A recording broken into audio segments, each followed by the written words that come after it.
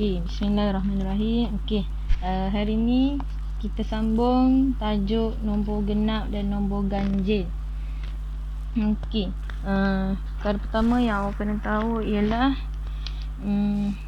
ciri nombor genap dan nombor ganjil. Ciri tu dia akan ada perbezaan lah antara keduanya. Maksudnya beza antara nombor genap dan nombor ganjil. Yang kedua, bagaimana kita nak mengelaskan nombor-nombor tu. Bagaimana kita nak kelaskan nombor-nombor ke nombor-nombor ke dalam ke kelas nombor genap dan nombor ganjil. Jadi dia akan ada dua kelas lah, kelas nombor genap dan kelas nombor ganjil. Nombor-nombor tu bagaimana kita nak macam mana kita nak mengasingkannya untuk kedua-dua ni. Okey, kita tengok muka surat 9 buku teks. Okey, kita tengok yang bawah ni terus. Okey, yang pertama sekali cirinya ialah ciri dia kita tengok nombor genap, nombor ganjil. Nombor genap, nombor ganjil. Okey, yang pertama ialah kita tengok kat sini pun ada. Apabila sesuatu nombor tu apabila nombor tu tak kira lah nombor apa-apa dibahagikan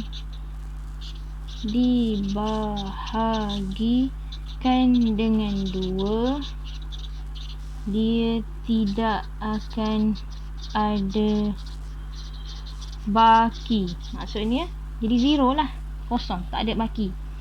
Tapi nombor ganjil dia apabila dibahagikan juga dengan 2, tak kira lah nombor apa tapi dibahagi dengan 2, dia akan ada baki.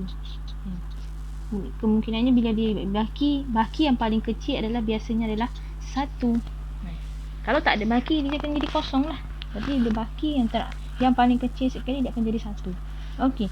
So ciri yang kedua yang paling mudah kita nak faham ialah nombor ganjil tu semestinya adalah nombor yang bermula dengan kosong yang berakhir.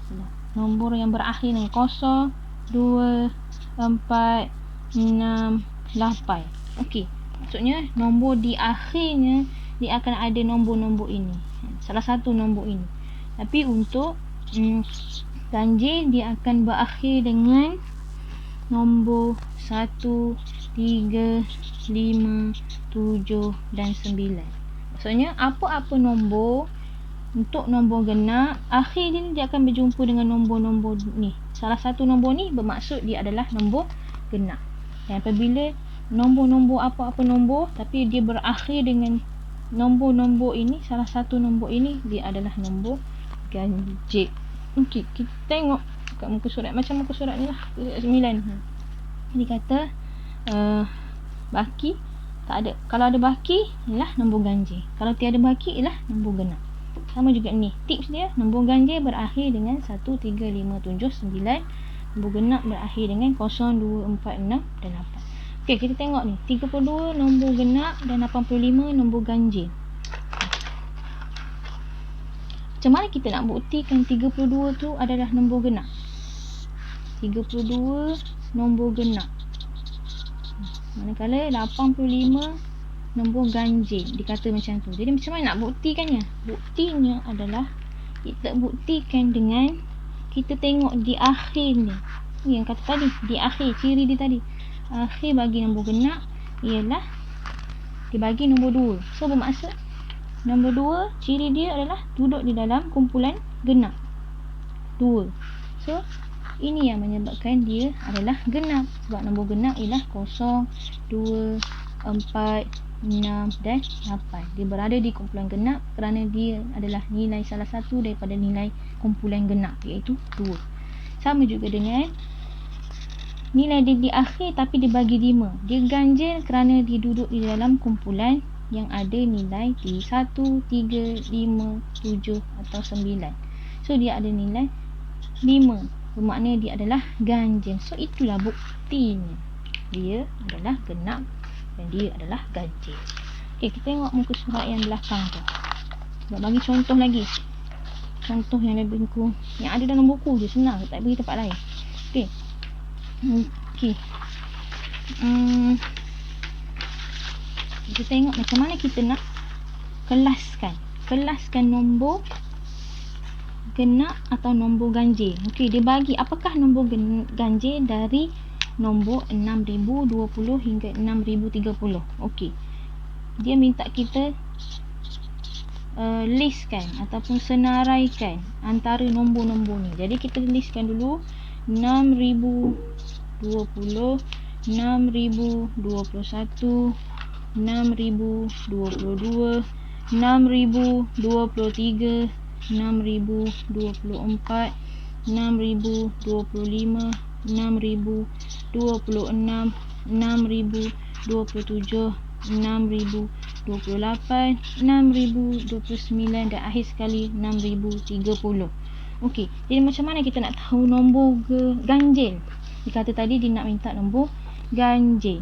Jadi nombor ganjil tu kita saudara cakap tadi, bila di belakang dia, di akhir dia adalah nombor ganjil, itulah nombor 1 atau 2 atau 3 atau 5 atau 7 atau 9.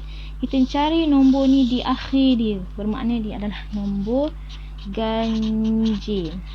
Okey, dia nak nombor ganjil, jadi kita cari 20 di akhir dia kosong, maksudnya bukan nombor ganjil. 1, so ini adalah nombor ganjil. 2, bukan. 3, so ia adalah nombor ganjil. 4, tidak. 5, ia nombor ganjil.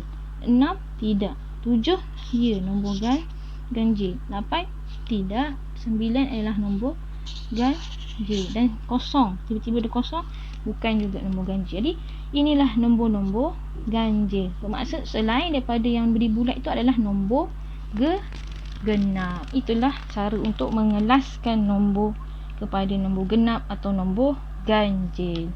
Okey, itu sahaja, insya-Allah.